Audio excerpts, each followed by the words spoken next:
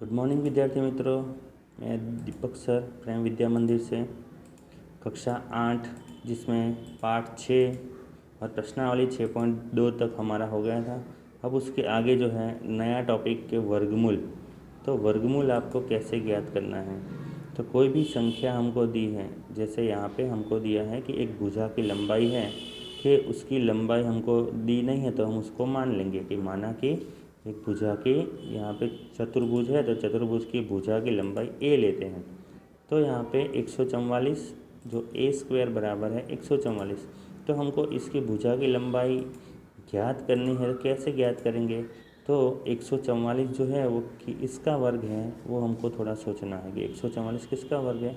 तो सोचेंगे तो हमको 1 से 20 तक के तो वर्ग हमने याद किए हैं, तो उसके ऊपर से हमको मालूम पड़ेगा कि वो 12 का वर्ग है। तो उसके ऊपर से हम उसका जो है वर्गमूल वो भी ज्ञात कर सकते हैं। अब वर्गमूल में के लिए जो हम वर्ग सीखते थे कि 1 का वर्ग 1, 2 का वर्ग 4, 3 का वर्ग 9, ऐसे। तो अब उसका उल्टा देखना है कि 1 जो है वो किसका वर्गमूल है, तो उल्टा करना है उसका। तो 1 का वर्गमूल 1 होगा।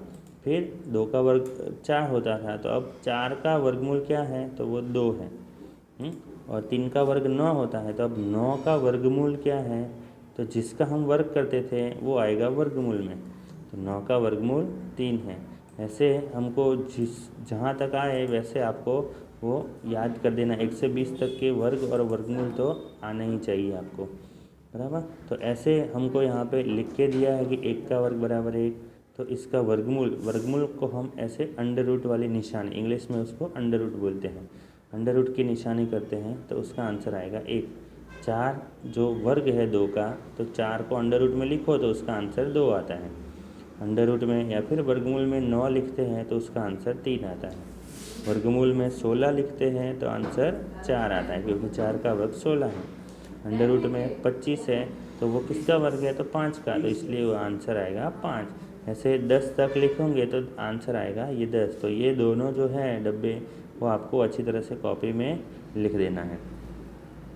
अब है घटाने की संक्रिया के द्वारा वर्गमूल ज्ञात करना है। घटाने की संक्रिया यानी कि यहाँ पे दिया है कि n जो प्रथम n विषम प्राकृत संख्याओं का योग n की 2 घात है, तो प्रत्येक वर्ग संख्या को 1 से प्रारंभ करके क्रमागत प्राकृत संख्याओं के योग के रूप में व्यक्त किया जा सकता है।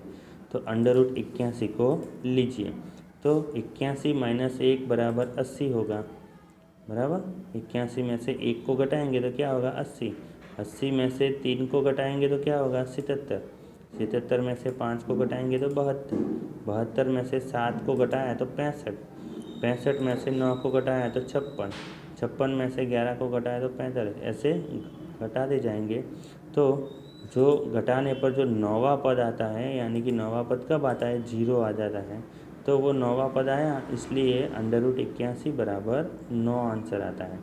तो इसी तरह आपको घटाते घटाते कि कितनी बार घटाना पड़ता है, तो उसके हिसाब से उसका वर्गमूल ज्ञात कर सकते हैं। फिर है दूसरा अभाज्य गुणनखंड के द्वारा वर्गमूल ज्ञात करना, कि जैसे हम भाग की रीति से करते हैं, ऐसे खड़ी रीति से भाग करते हैं।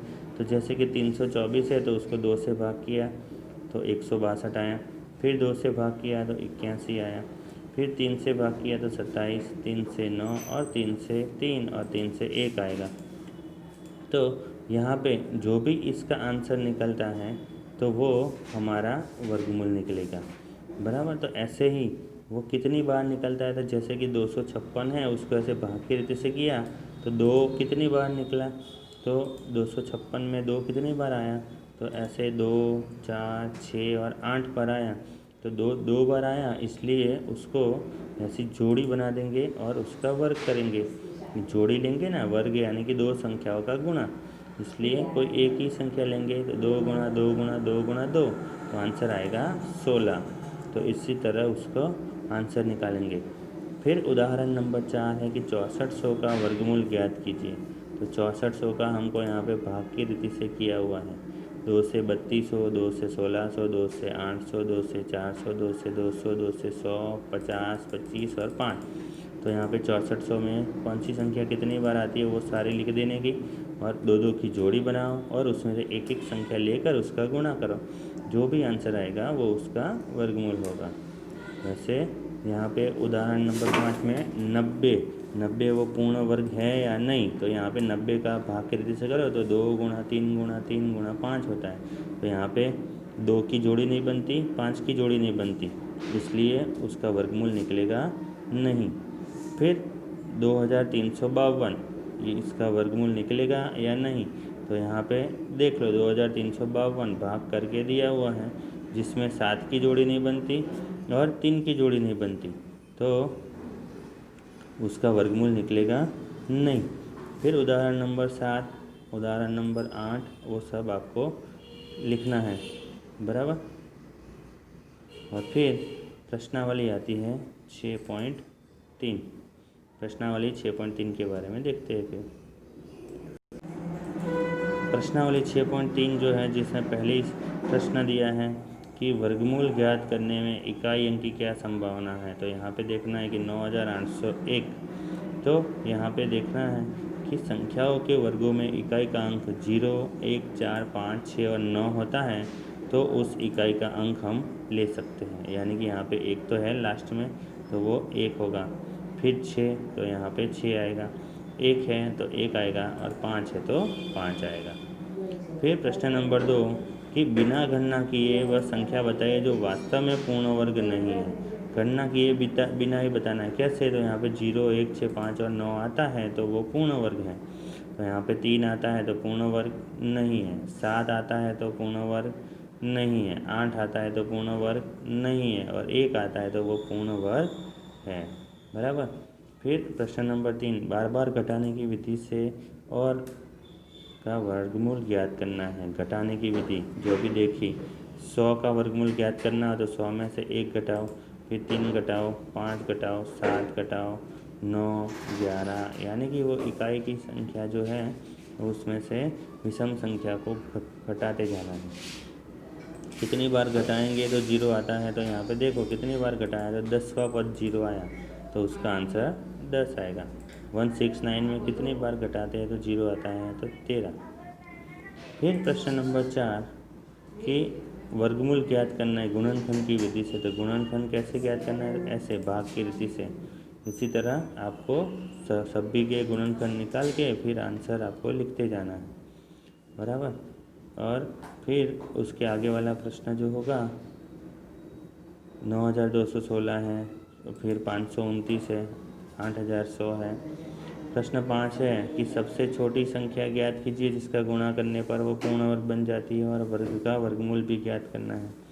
तो उसमें भी 252 है तो उसका वर्गमूल निकालो, और वर्गमूल नहीं होता है तो उसको वो कौन सी जोड़ी नहीं बनती तो उसको वही जोड़ी के साथ, यानी कि वही संख्या के साथ उसका गुणा करेंगे तो वो पूर्ण वर्ग बन जाएगा। फिर 180 है तो उसको 5 के साथ गुणा करेंगे। 1008 है तो उसको 7 से 7 गुणा करेंगे। 2028 है तो उसको 3 के साथ गुणा करेंगे। 1458 है तो उसको 2 के साथ गुणा करेंगे। 768 है तो उसको 3 के साथ गुणा करेंगे। ऐसा दिया हुआ है। प्रश्न नंबर 6 कौन सी संख्या है जो भाग देने पर, तो जो संख्या बचती है उससे उसको भाग करना है। 252 तो 7 से भाग करो, 2925 13 से भाग करो, 396 2645 2800 1620। प्रश्न नंबर 7 दिया है, इसमें विद्यार्थियों की संख्या ज्ञात करनी है। तो उसमें भी भाग की रीति से यहाँ पे गुणनखंड निकालने हैं उसके, अविभाज्य गुणनखंड की रीति से। प्रश्न नंबर 8 उसमें भी 2025 का ऐसे करो और उसका वर्गमूल निकालो तो आंसर निकलेगा। प्रश्न नंबर 9 और प्रश्न नंबर 10 में भी वही करना है, बराबर। तो ये जो है प्रश्नावली 6.3 वो आपको अच्छी तरह से कॉपी में लिख देनी है, उत्तर सहित मैंने आपको यहाँ पे बताया हुआ है। Okay, thank you.